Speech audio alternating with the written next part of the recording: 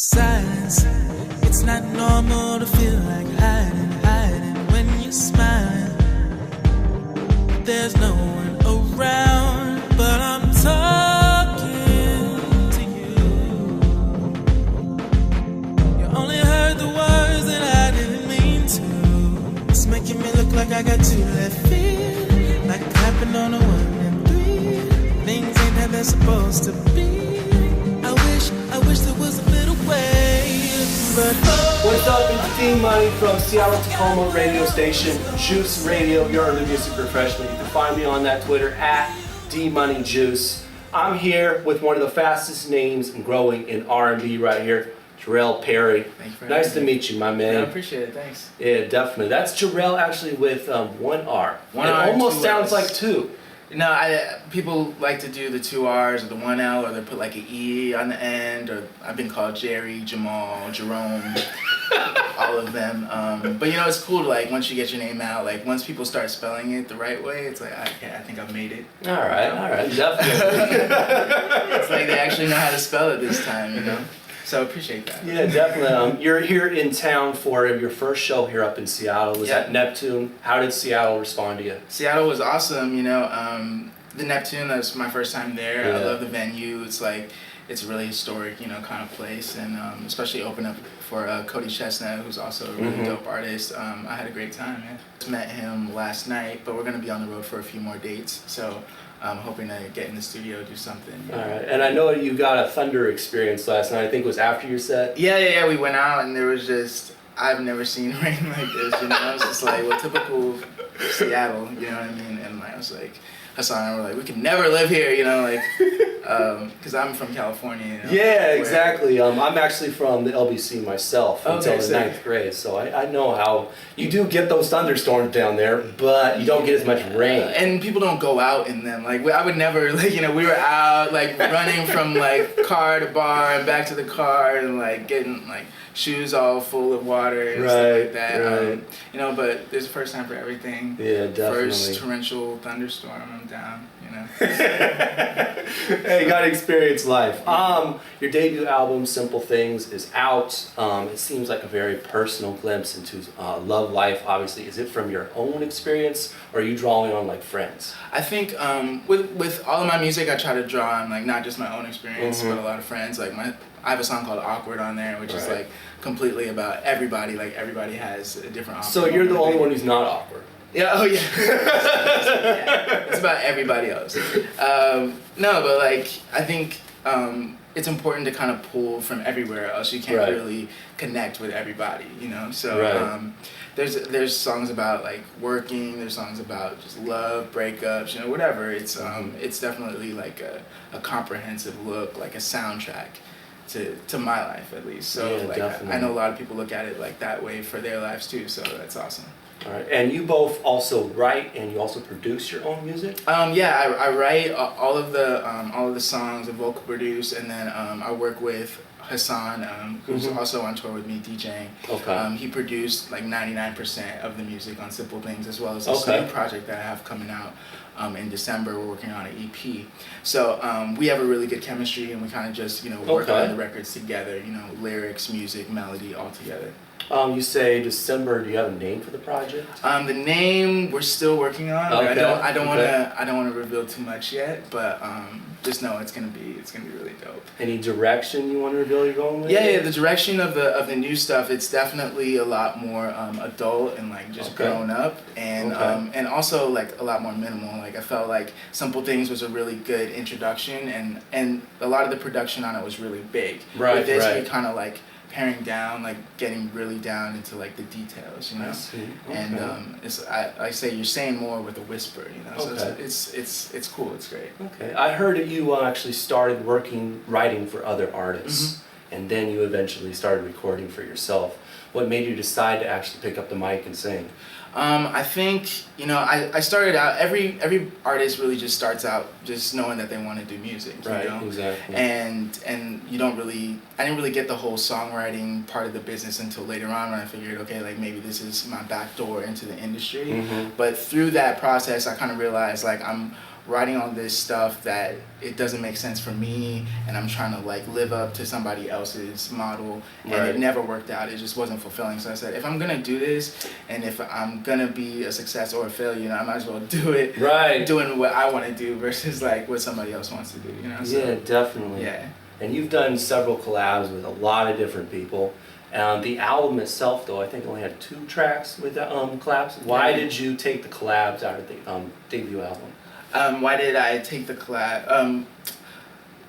Most of the time, like, I like to just let the music stand on its own. So when I have features, you know, I really, you know, take care to make sure that they're the right features. Right, you know right, I mean? right. And a lot of times, you know, we just wanted to broaden out the audience. So I collaborated with a lot of dope hip hop artists, you know, from Seattle, Nacho Picasso. Right.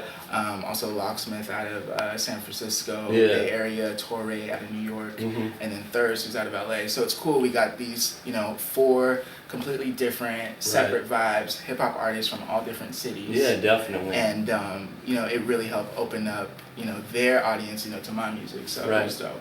And 3 of them are actually all on one track. First Time, Nacho. Locksmith and Torah. Yeah. How did that track come apart? You're gonna call a bunch of rappers to talk about their first time. Yeah, exactly.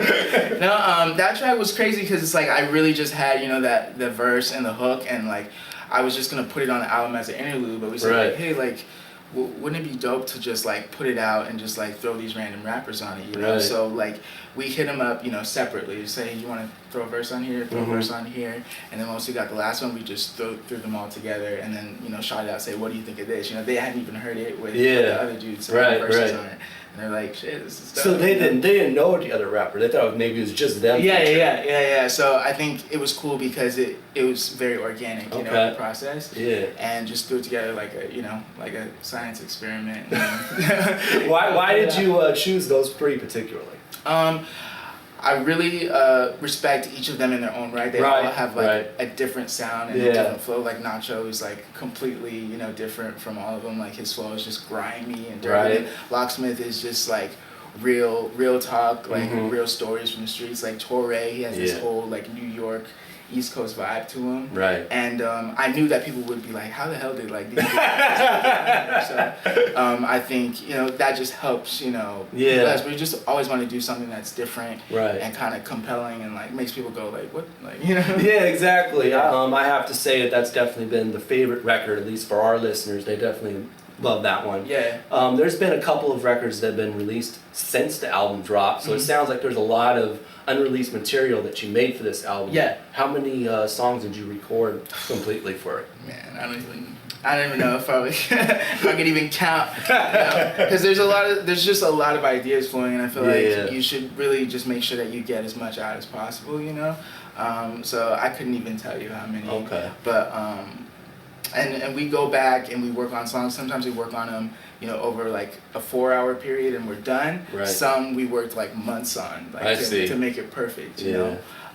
But either way, you know, it's always about putting out the best product there is, you know. And if it doesn't give you chills, like I don't want it to be on. I see. You know what I'm saying? Like, I just want everything to be like a completely like new experience. So you basically put the album together by which songs gave you chills? Yeah, basically it's like from chill factor, you know, 1 to 10. You know? I see. But they all have to give you, you know, that kind of like what the, you know what I mean? Because with music the way it is, like everyone has, you know, the breadth and the width of all the choices that you can want in the world. Like nobody cares about your music, you know. So you might as well give them something that makes them care, you know. Yeah, exactly. And so in order to have that experience, it's got to be really, really, really good, you know. So we don't put any half-ass shit out there. You know? Okay, I can dig it. Someone who you got the attention of recently was Russell Simmons. Yeah. He signed you to this new label called Def Jam Digital. Yeah, it's called All Def Digital. All Def Digital. And yeah, so we're working with them. It's actually a YouTube network. Okay. That's also, you know, working inside of a label kind of situation too, and they've really helped with us working on our videos and kind of like pushing us to create like really dope content for the channel. So it was really dope to meet Russell and also Steve Rifkin, who's his partner. Right. And they love the music and everyone went crazy over it. So that's kind of just been a really surreal. How did you find out? Was it a phone call or an email? Well, it's crazy. Like I just got a few emails. I had some friends that were either like working for Steve or they're working on All Def Digital, and somehow they had both talked about me on separate occasions, and then I just get a random email saying, hey, like, can you meet with Steve and Russell tomorrow? Just randomly like that? Or actually it was like today, and I was like, I can't do it today. It's like, can you do it tomorrow? I was like, okay. It's like, sure, like, sure, because I don't ever like let myself get really hyped up about stuff. I don't want to get let down. But so even when I was there, I was just like, wow, like this really. Did they like fly you out or? Well, they were in LA. So okay, they were in LA. Okay, that makes sense. Yeah, I'm based in LA, so we just showed up at the office. I sang for Russell in his office. He was in the middle of a meeting. He's like, just go ahead, sing something. And I was like, he's like, I think this is our first dude, So nice. So you were the first one signed to? Yeah, I mean, like as far as like being signed, it's like we're still working things out, but but the first artist, that they were really invested in, and this was like a brand new venture for them. It was me during that time, so it's been awesome. Yeah, definitely. Yeah. Well, appreciate you, man. Yeah. Definitely. This has been a good one right here. Thanks. My name, of course, is D Money again. You can find me on Twitter at DMoneyJuice. You can also listen to me online every Thursday night, 7 to 9 p.m. right on Juice Radio at gojuiceradio.com or on the TuneIn app. See you later. See you.